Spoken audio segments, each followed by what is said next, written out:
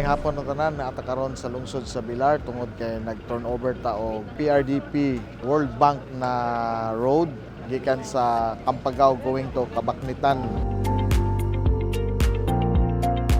Wa ta nagduha tungod kay nakita nako na kaning mga barangaya angayan gyud ni makakita og kausaban. Mo na karon nakaingon ko angayan gyud na atong simintuhon ning karsadaha aron mabati sa mga katawhan na naay gobyerno naglantaw nila. Di gyud nako ma-explain no akong kalipay nga natuman gyud ang dugay nagyong gidamgo sa mga katawhan diring dapita nga mahimo kining proyektoha nga masiminto gyud ang kalsada. Ani ata karon sa Barangay Poblasyon San Miguel, Bohol tungod kay nag-turnover ta sa usa ka facility nagikan sa PRDP funded by the World Bank na gitawag og Bohol Silage Production and Marketing Enterprises.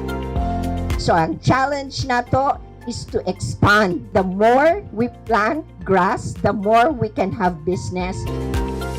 Dako kayo ni na income og mao ni ang sinugdanan sa atong ikaduhang termino na atong i-priority ang agrikultura para sa atong food security sa atong probinsya.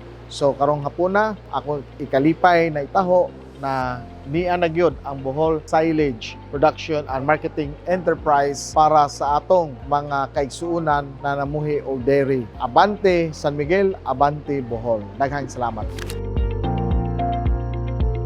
Ani ata karon sa Barangay Giwang, Gindulman, Bohol tungod kay mag-turnover na usab kita usa ka facility consolidator sa tanang vegetables na tanang harvest sa lungsod sa Gindulman ani i-consolidate before distribute sa tibuok lalawigan sa Bohol. And malipayon ta na naanagyud ta karong panahonan na facility para sa pag-consolidate sa atong mga vegetables dinhi sa lungsod sa Gindulman. And of course, we will replicate this to other LGUs kung asa to mga vegetable corridor nato na himuon naani sila ang dapita atong gaman. So abante Gindulman, abante Bohol. Daghang salamat.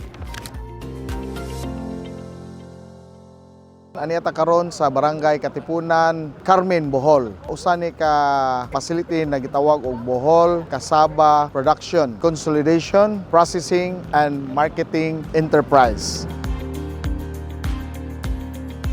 In Bohol alone, we have turned over already, this is the last one, of a total of 400 million plus in Bohol. Pakpakin ninyo si Governor Omintado. Salamat sa project.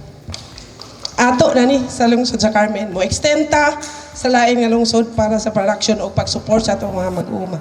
Congrats.